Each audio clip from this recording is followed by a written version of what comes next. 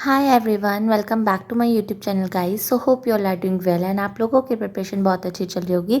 So this is the day 12 of 125 days challenge, जिसके अंदर हम टारगेट कर रहे हैं 2024 के सभी बैंकिंग एग्जाम्स को।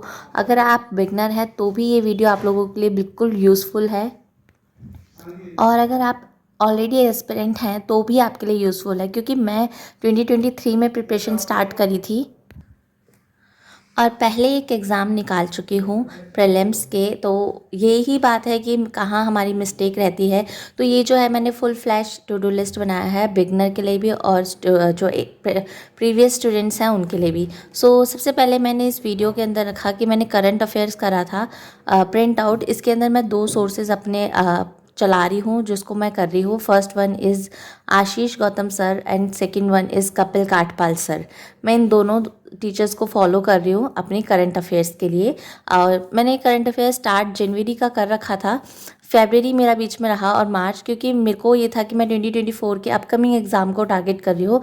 तो मैं 1 अप्रैल से स्टार्ट करूँगी करंट अफेयर, बट मैंने अब से ही स्टार्ट कर दी ताकि 1 अप्रैल से मेरा एक फ़्लो रहे। क्योंकि जब हमारा क्लोजिंग होती है ईयर की, लाइक 31 मार्च, तो बहुत सारी अपडेटेड न्यूज़ आती हैं बैंकिंग से रिलेटेड, आरबीआई से रिलेटेड, जितनी भी मॉनेटरी पॉलिसीज़ हैं इनसे related. So I started from 30 मार्च की मैं यहाँ से स्टार्ट करूँ, और इवन आई स्टार्टेड फ्रॉम 29 मार्च। सो सबसे पहले मैंने करंट अफेयर रखा, जिसके अंदर मैंने इसका प्रिंट आउट निकलवाने हैं। मतलब मैं लाइक पीडीएफ से और वीडियो से पढ़ चुकी हूँ, बट मैं अब प्रिंट आउट निकलवाऊंगी। सेकेंड वन आते हैं आरआरबी पीओ का प्रीलिम्स का मॉक। ये मैंने रखा है, ये मैं अभी दूंगी, क्योंकि अभी आधा ही दिन मतलब निकला है, तो मैं अब धीरे धीरे करूँगी। मैं मॉर्निंग में जल्दी उठी थी, तो मैंने जो ये टिक हो रखे हैं वो मैंने पहले ही कर लिए थे। तो ये मैंने रखा आरआरबी पीओ का प्रीलिम्स का मॉक टेस्ट, प्लस में एनालिसिस का मैं देखूंगी कि अगर टाइम मिला तो कर लूँगी, वरना जो जो मिस्टेक्स होंगी बस उन्हीं पे जाऊँगी। उसके बाद में आई मार्क की मैं चेकलिस्ट करूँगी क्वांट की एंड रेशियो एंड प्रोपोर्शन का चैप्टर, जो मेरा ऑलरेडी कंप्लीटेड है। अब मैं उसको रिवाइज करूँगी विद इन, मेरे को 3 दिन के अंदर रेशियो एंड प्रोपोर्शन कंप्लीट करना है फ्रॉम एवरीवेयर, चाहे वो प्रीलिम्स हो चाहे वो मेंस हो, मेरे को दोनों तरफ से कंप्लीट करना है। आफ्टर दैट मैंने रखा कि मैं जो बैंकिंग अवेयरनेस के अंदर स्ट्रक्चर ऑफ बैंकिंग जो मैंने ऑलरेडी कर रखा है उसको रिवाइज करूँगी, प्लस मैं हिस्ट्री ऑफ बैंकिंग रिवाइज करूँगी। आगे आगे पढ़ते जाने से कुछ नहीं होना, जितना हमने पीछे कर रखा है ना उसको भी रिवाइज करते चलना है, तभी आप लोग एक अच्छे पॉइंट पे स्टैंड कर पाओगे। ठीक है, तो ये टू डू लिस्ट तो मेरी बहुत शाम तक चलनी है। उसके बाद में मैंने रखा कि मैं इंग्लिश का रखूँगी 76 से 100 तक के जो ग्रामर रूल्स हैं मेरे, इससे पहले वाले मैं सारे कर चुकी हूँ, तो ये वाले मेरे पहले भी छूट गए थे, तो मैं इनको कंप्लीट करूँगी। उसके साथ में मैंने परफेक्शन की क्लास रखी है, प्लस में रिविजन रखी है। जो मेरी परफेक्शन की 2 क्लास मैं ले चुकी हूँ, उनको रिवाइज करना है।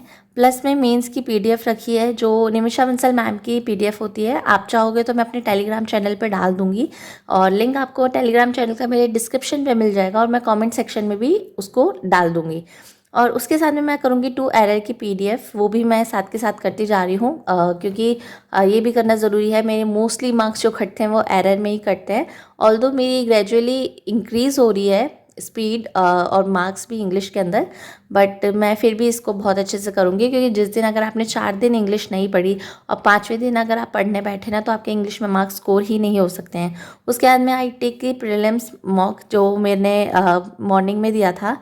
Out of 30 I scored 22। और जो ये मार्क्स कटे मेरे, 3 मार्क्स मेरे कटे थे इंग्लिश के अंदर, और वो मेरी सिली मिस्टेक्स मान लो, या फिर कॉन्सेप्ट नहीं समझ में आया उस टाइम पे, तो वहाँ पे गए।